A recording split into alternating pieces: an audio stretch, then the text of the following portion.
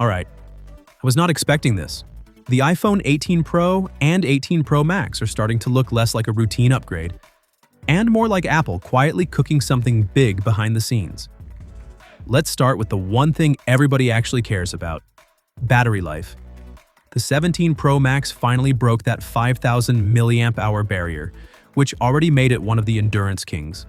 But now, the 18 Pro Max could push past 5,100 mAh. And the reason is hilariously simple. It's getting slightly thicker. We're talking about 0.5 millimeter, that's it. You won't see it, you probably won't feel it. But your battery percentage absolutely will. And this is interesting because phones like the Galaxy Ultra line have been sitting around 5,000 mAh for a while. If Apple goes beyond that, combined with iOS optimization, this thing could be an absolute monster for battery life. We're talking longer streaming, longer gaming, longer doom scrolling at 2 a.m. when you said you'd sleep early. But here's where it gets smarter. It's not just a bigger battery. Apple is reportedly upgrading its internal connectivity hardware, the new C2 modem, and next-gen network components. Basically, better efficiency when you're on 5G, Wi-Fi, or even just idling in your pocket. That matters more than people think. A lot of battery drain doesn't come from what you're doing. It comes from your phone constantly trying to stay connected. If Apple tightens that up, the real-world gains could be massive. Now this next one is wild: 5G via satellite. Right now on iPhones, you can use satellite for emergency SOS. Helpful, but limited. The 18 Pro models could take that further. Actual satellite-based connectivity. So if you're in the middle of nowhere, no towers, no signal, no civilization, you're still connected. Desert, jungle, mountains, random road trip gone wrong, you're not completely cut off anymore. That's the kind of feature that sounds niche. Until the one day you actually need it. Then powering all of this is expected to be the A20 Pro. And if Apple sticks to form, that means more performance, better efficiency, and probably another jump in AI processing power.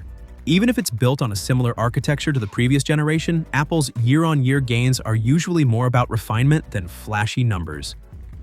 Translation: smoother everything, better battery life again, and more headroom for whatever software tricks they're planning next.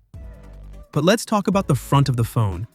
There were rumors that Apple might shift the camera cutout to the side. That's not happening. The dynamic island stays centered. However, it's expected to get smaller.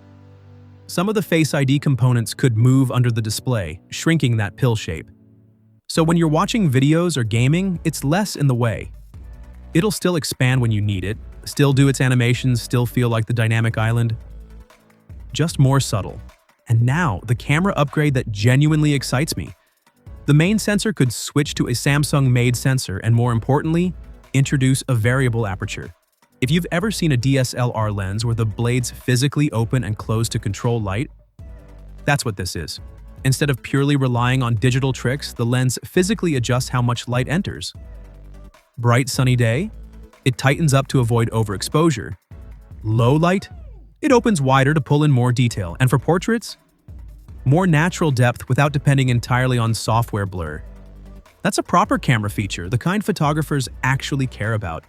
And if Apple nails the implementation, this could be one of the biggest camera improvements in years. So let's zoom out for a second. Bigger battery, smarter connectivity, satellite 5G, smaller dynamic island, a 20 Pro performance jump, and a variable aperture main camera. This isn't just a spec bump, it feels like Apple refining every major part of the Pro experience at once. Now here's what I want to know. If you could only pick one of these upgrades to have right now, which would it be? The bigger battery, the satellite connectivity, or that DSLR-style camera control? Drop it in the comments. If you enjoy breaking down leaks before they become reality, make sure you're subscribed.